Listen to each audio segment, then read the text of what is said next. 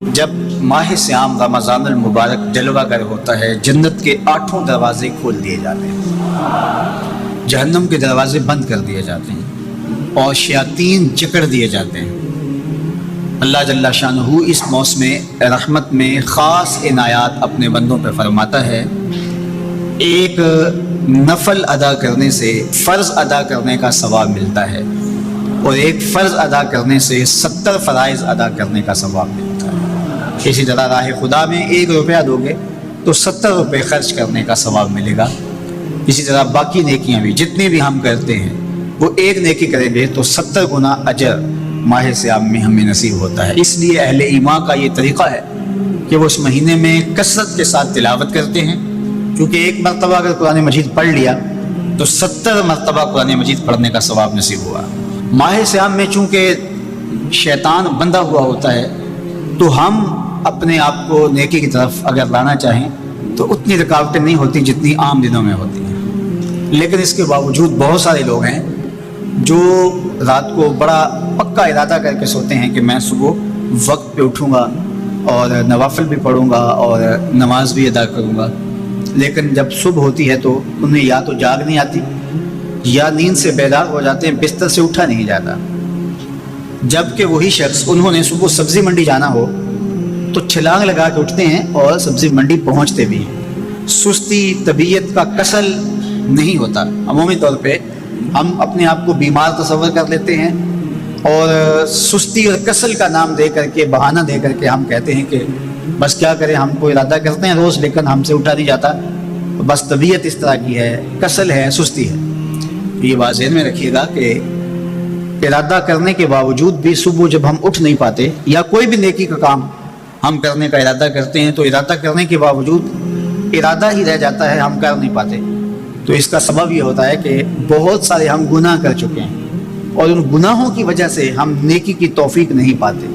حضرت حسن بصری رضی اللہ تعالی عنہ نے یہی وجہ اس کی بیان فرمائی ہے۔ تو اس کا بہترین طریقہ یہ ہے کہ توبہ کی جائے اور توبہ بھی سچے دل سے کی جائے، رو رو کے اللہ سے گناہوں کی معافی مانگی جائے، اور سچے دل سے جب توبہ کی جائے تو پھر سارے گناہ نہ صرف مٹا دیے جاتے ہیں بلکہ ان کو بدل کے نیکیوں میں تبدیل کر دیا جاتا ہے۔ تو ماہ سیام کے اندر پختہ عزم کریں اور اس عزم کو عمل کی شکل دینے کے لیے سچی توبہ کریں کہ ہمارا یہ رمضان اس طرح سے گزرے، یہ مہینہ اس طرح سے بسر ہو کہ ہم اس مہینے میں اللہ تعالیٰ کی قربت حاصل کر لیں، ہم گناہوں سے پاک ہو جائیں اور ہم جو ثمرات ہیں، جو فوائد ہیں اس مہینے کے، وہ ہم سمیٹ سکیں۔ تو یہ وہ مہینہ ہے جس کے انتظار میں میرے اور آپ کے آقا و مولا اپنی آنکھیں لگائے ہوتے تھے اور دن گن گن کے وقت گزارتے تھے کہ ماہ سیام آ رہا ہے۔ تو اس مہینے کا عزت کے ساتھ، تکریم کے ساتھ، اعزاز کے ساتھ استقبال کرو اور اس کو پلکوں پہ بٹھاؤ، اس کو دل پہ بٹھاؤ۔ اس مہینے کی تکریم یہ ہے کہ اس میں ہر برا کام چھوڑ دیا جائے۔ اگر کوئی شخص برا کام نہیں چھوڑتا، روزے رکھتا ہے، تو میرے اور آپ کے آقا و مولا کا ایک فرمان سن لیجئے، من لم یدع قول الزور والعمل بہ فلیس للہ حاجۃ فی ان یدع طعامہ وشرابہ۔ فرمایا کہ جو جھوٹ اور برے کام نہیں چھوڑتا، اس کے بھوکا اور پیاسا رہنے کی اللہ کو کوئی ضرورت نہیں ہے۔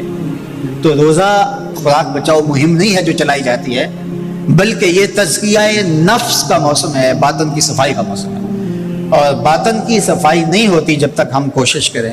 آپ کے بدن پہ بہت ساری میل چڑھی ہوئی ہے اور جمی ہوئی ہے بدن کے ایک ایک عضو پہ میل، تو آپ پانی میں چھلانگ لگا کے باہر بھی آ جاتے ہیں تو میل نہیں اترتی۔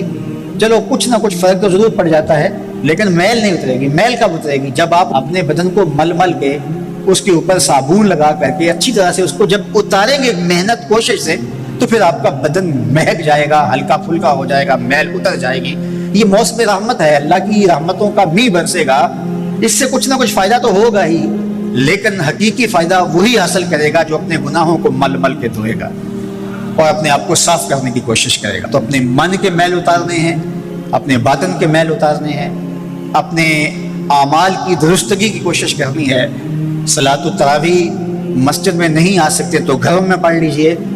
جس طرح بڑی عمر والے لوگوں کو، بیمار لوگوں کو کہا گیا کہ آپ گھروں میں پڑھ لیں، بچوں کو کہا گیا، لیکن چھوڑیے گا نا یہ رمضان المبارک کا خاص عمل ہے. آج کل دین بیزار طبقہ مختلف جگہوں پہ بیٹھ کے مسجد پر، مدرسے پر، تراویح پر ان چیزوں پر تبصرہ کر رہا ہے اور اتنا ہلکا ثابت کرنا چاہ رہا ہے ان امور کو جس طرح یہ چیزیں ہوتی کچھ نہیں ہیں. جبکہ ماہ صیام کے قیام پر میرے اور آپ کی آپ کو مولا نے بشارت دیتے ہوئے فرمایا من قام رمضان ایمانا و احتسابا غفر له ما تقدم من ذنبه، جس نے رمضان المبارک کی راتوں میں قیام کیا ایمان اور محاسبہ نفس کے ساتھ، اللہ اس کے پچھلے سارے گناہ معاف فرما دیتا ہے. یہ بہت بڑی دولت ہے، تو اس دولت کو ضرور سمیٹیے گا، ضرور حاصل کیجیے گا. من کی ستھرائی، عفت اور پاکیزگی کا سامان کیجیے گا.